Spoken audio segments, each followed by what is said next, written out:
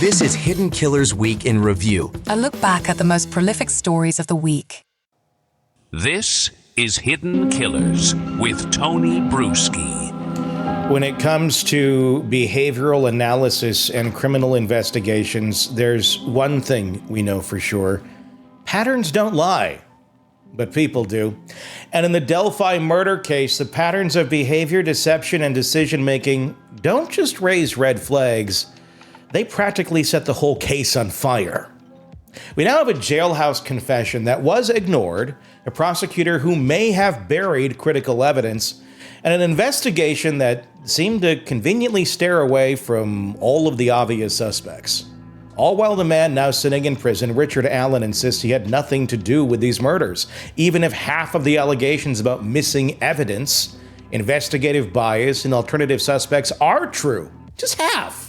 In this case, isn't just about solving a crime, it's about how law enforcement handles high-pressure cases and whether tunnel vision can lead to catastrophic mistakes or even worse. So who better than to break all this down than Robin Dreeke, retired FBI special agent, former chief of the Counterintelligence Behavioral Analysis Program. Robin, looking at the behaviors of both the suspects in this, law enforcement in this case, does this look like a legitimate investigation, or does this look more like a textbook case of tunnel vision gone wrong, or is it beyond that? Are we into new territory where this can't be tunnel vision anymore? Too many coincidences. I really wish I could put a label on it, because all I see is chaos. Yeah. It's really chaotic, and when you can't figure, I always have a rule of thumb when approaching any kind of situation, any kind of human being, any kind of engagement where we're analyzing. If you can't figure it out and it seems really complicated, that means there's a lack of transparency someplace. Mm-hmm.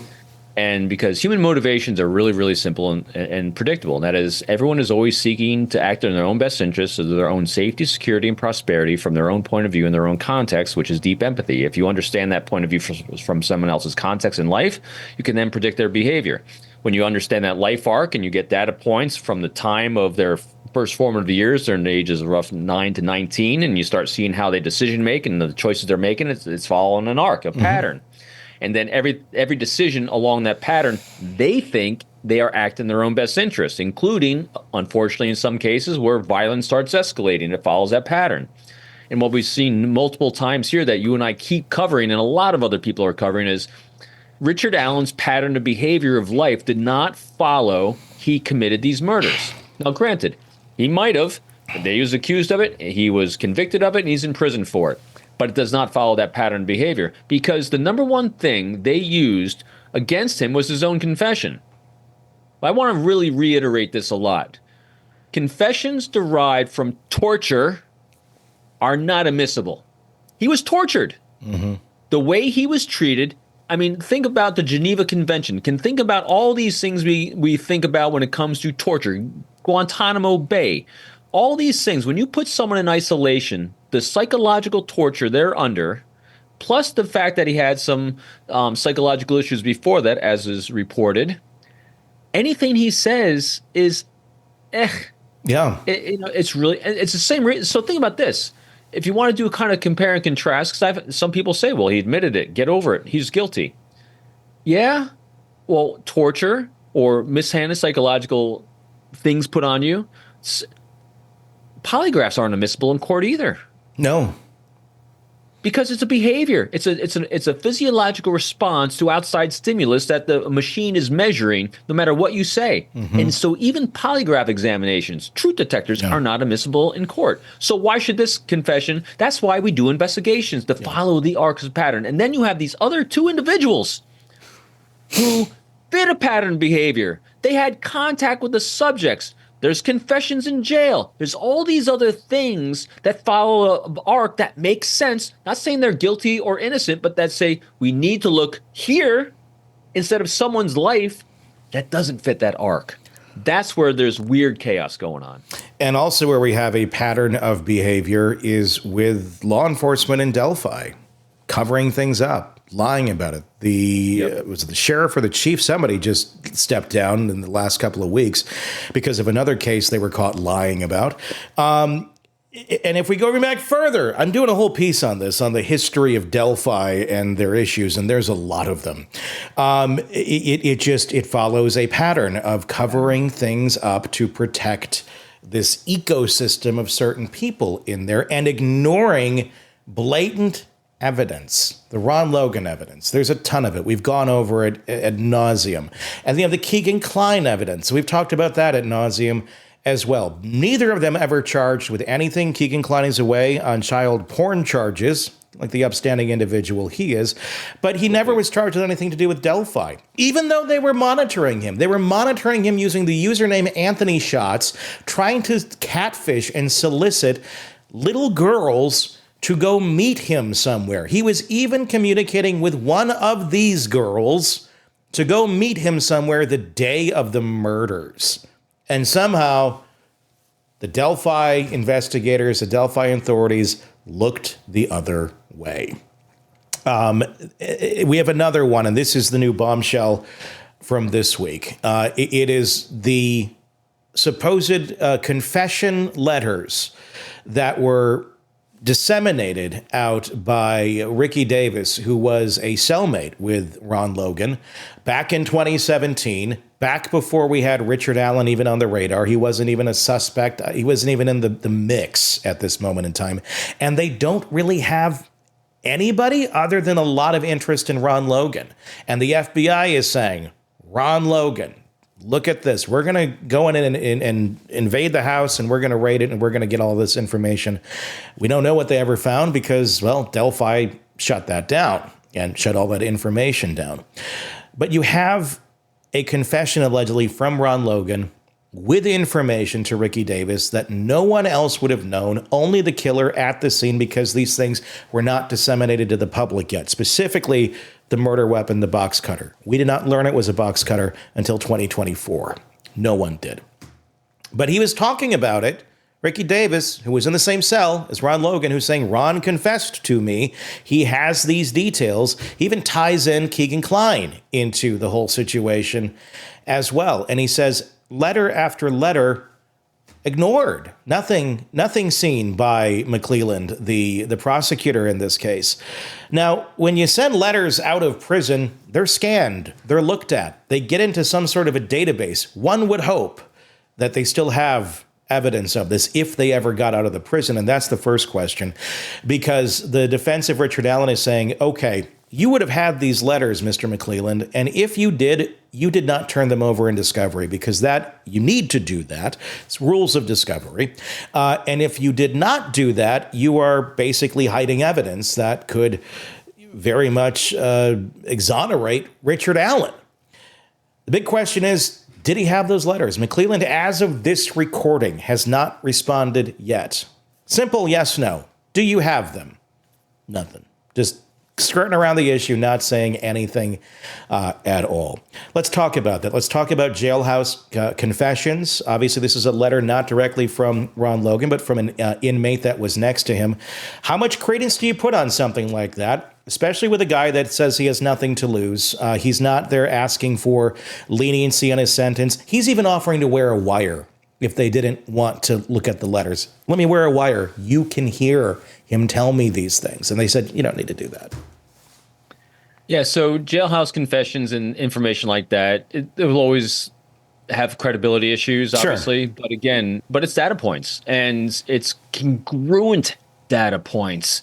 There's so many congruent data points pointing to someone other than Richard Allen. That's why and to me, I still have highlighted right on my notes here. You know, to me, when March in 2017, when the FBI executed a search warrant on Ron Logan's property because of the probable cause that they had, that to me said a lot, because it's not because it was FBI. I want to be very clear on that. It's because it's objective outsiders. You know, everyone in life needs a loving critic, because a lot of all of us, as good as I am at behavior analysis, my wife is my loving critic, because she can be objective for me. If I'm emotionally attached to the outcome I'm seeking, I'm not going to be as good as I could be, as I am for you, Tony. Yeah. You know, because I can be objective for you because I care about you, but I'm not tied to your outcome. My wife does it for me. That's why when we have critical cases like this, especially if it's going to be a small town, especially when we might know everyone, like you were saying, having someone with an objective outside optic looking in, given that insight, that's what the FBI does when they come in on most of our cases. We come in as objectivity, as a resource to give that kind of viewpoint. That's what they gave in this affidavit. In their search warrant, ignored. Why?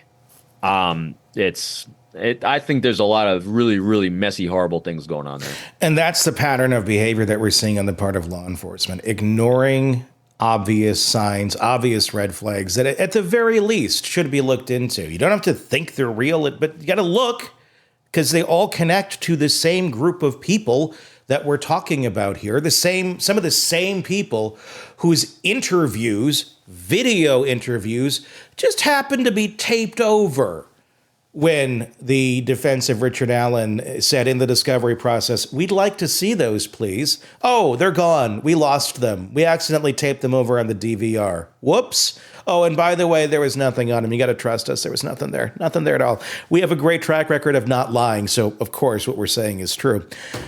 That's gone. These letters, we don't know where they're at right now. I'm thinking they're probably, as we're speaking, still trying to figure out what story they're going to tell of, did we lose them? Did we get them? Do we have them in our presence, but we just never even realized we had them? Or what happened here? Because this is going to take a little coordination, too, on the part of all of them if they're going to cover this up, because we have to, number one, determine if it left the jail facility or the prison facility where he was. Did it get to McClelland? And then what happened with it after that?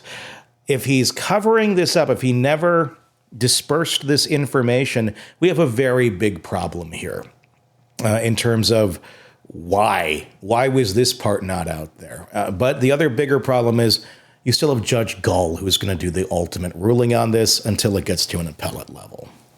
Yeah, because Gull is still in charge of this. My faith is low right now, just because things don't seem to be adding up every time she rules on something, and so we'll see how that goes. And for people, paying attention to this, just do this on your own. You don't need, us sitting here as any experts or anything talking about human behavior. Just do this on your own. Google the probability, just type in the Google machine. What's the probability of a murder of 2 girls by someone unknown in their life? Just that alone. Just that alone. And then Google this.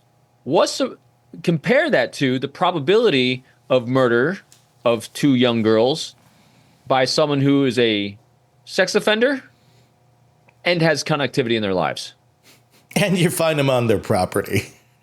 And so when you just look at the law of probability, and this is what investigators do. Again, it's not like a 50-pound brain kind of thing. When you're doing an investigation, you have a lot of data points and you have to create filters. Filters help us focus in on areas that we need to spend our time on and areas we don't.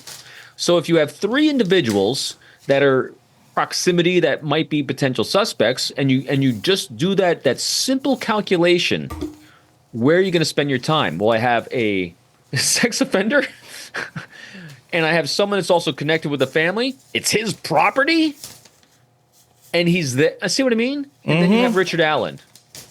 And also you have a physical description of someone and a photograph of someone on a bridge that looks like one of the guys.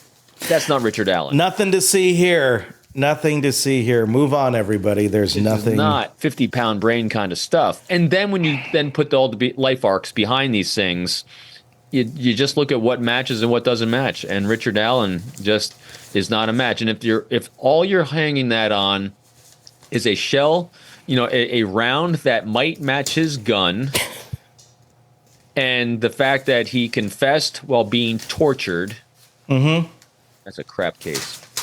Add that to the mix. Yeah, I love the confessed while being tortured.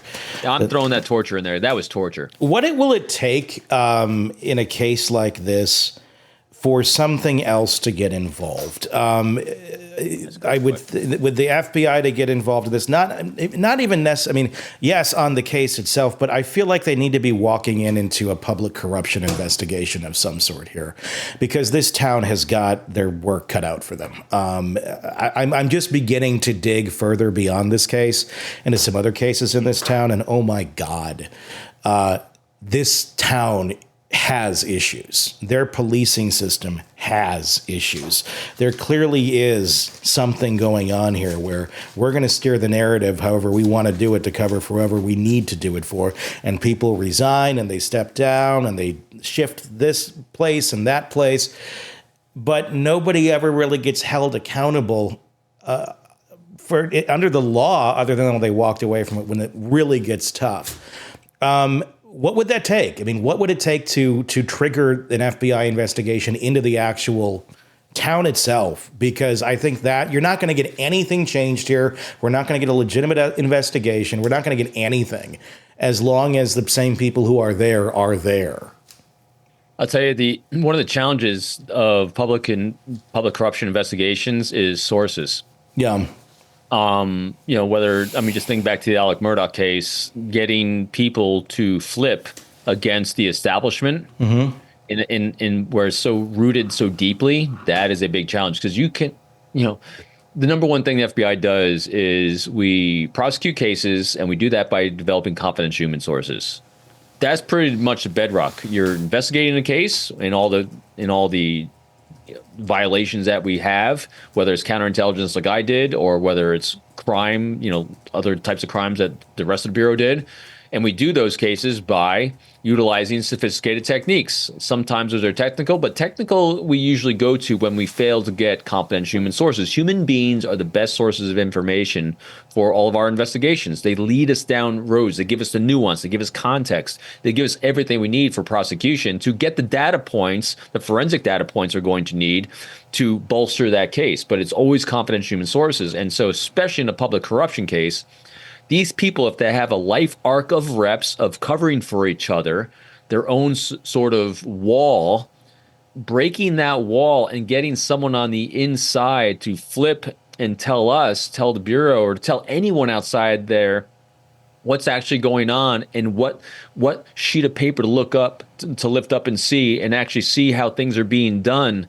That is the great challenge of public corruption case. And also because unfortunately, the way the government tends to work, it's like, what's the bang for the buck? What kind of remunerations, what kind of dollar amounts are tied to this? Public corruption cases are very challenging. Here's another reason why public corruption cases are challenging. So again, I don't know the dynamic of the field office of the FBI that covers this region, but this isn't just one thing they're covering. They're covering a lot of things. There's probably there's always a lot of law enforcement collaboration that goes on between federal, state, and local. And if they're working on other investigations that they need certain people for, certain resources for, they don't want to ruin a relationship here because we need a relationship here because we're doing X, Y, and Z. So you have a lot of bureaucratic gyrations that are also going on that play into that, which, again, I'm not privy to. I can't imagine what a small place like Delphi would be in that mix. But when you're looking at resources at the federal and state level that might be drawn into other areas, taking a huge focus to go into Delphi might be a great challenge, especially if you don't have the ability to crack that wall. Well, I might have some sources here. We have the former Carroll County Chief Deputy Michael Thomas, who sued after being demoted for questioning the Delphi investigation. If he has evidence of misconduct, that could be an interesting source. He was basically demoted and pushed away when he said, I don't think the way you're handling this is correct. You also have Ricky Davis, who we were just talking about, the inmate who claimed Ron Logan confessed and sent letters to McClellan, could potentially work with the FBI to verify that the letters were ever received, logged, or discarded. Now, the thing that Delphi officials say about him, and I always find it amusing how they use the term miserably to note the word polygraph test. They're always like, he miserably failed his polygraph test. They don't tell us when he took it, who administered it, what questions were answered. Nothing about that, like the actual facts of if it actually took place. And considering the source that's saying he miserably failed it, I don't put a whole lot of weight on that. Could the FBI take him in and say, let's do our own polygraph on you. We got some of the best people in the country who know how to do this correctly. We're unbiased. Let's get you in for a polygraph. And if he passes that one, maybe, I know polygraphs are not admissible in court, but we're talking the investigation standpoint here of, okay, well, what was in those letters, Mr. Davis? And what can you tell us? Because he's not dead. He's still around, at least for now, until, the Delphi gremlins get him. But I'm just wondering if this is true, if he has this information, and we can take away that BS of Delphi saying, oh, he failed the polygraph miserably. I think there's some credibility here that could probably go somewhere. Plus, you got the other officer who basically was, demoted and demeaned. Yeah, you just need you need a couple, and you don't need many, just a couple good investigators that are good interviewers. And even with the polygraph, just think about this too, everyone listening, watching, think about how many times have we seen someone saying, besides Maury Povich, the lie detector said this, the truth detector said this, we detected, no, it doesn't You're a dad! Right. See, that stuff doesn't work. Yeah. What the polygraph is great for, as a great friend of mine said, it's a great prop for someone who's a fantastic interviewer. Mm-hmm. And then what happens is that a great polygraph interview, the interview itself is what's admissible. It's the confession that they get because of that interview, which is admissible or not. See what I mean? So it's actually the interview itself, using a prop of a polygraph, because it might inspire someone to think that I have to tell the truth, or it's showmanship a lot of times. But a great polygrapher is first and foremost the most amazing interviewer that inspires someone to feel safe, to bring their shields down so they can feel safe to share all the heinous, horrible things they did. And there's a prop of a polygraph right here. I hope they do something. And there could be other folks out there listening in Delphi right now who may not realize the power that they have. If you're aware of anything that's gone on, if you're someone who's working with a court official, a clerk, an administrative staff member, former employees, anything like that, who has some knowledge of things that were influenced by pressure from one side or the other, prosecutors in this case specifically, law enforcement or external figures, speak up. There's ways of contacting the FBI to do just that. There's a lot of, because again, this all doesn't happen in a vacuum. There's people involved in this, whether they even realized at the time they were involved in something nefarious or not. Even if something nefarious isn't happening right now, if it's just all complete, horrible decision making, and we ended up doing all these bad, horrible things, and we put a guy away because we're that incompetent, it still needs to be looked into, nefarious or not. Right. 100%. And it's hard to recognize, because again, I'm always the glass half full kind of guy. I'm never thinking things are nefarious. I don't think of conspiracies. I think people fall into easy groupthink. Mm-hmm. And I'm still on the side of, unless I see data, to me, this is a really great, fantastic, horrendous case of a lot of groupthink that went sideways.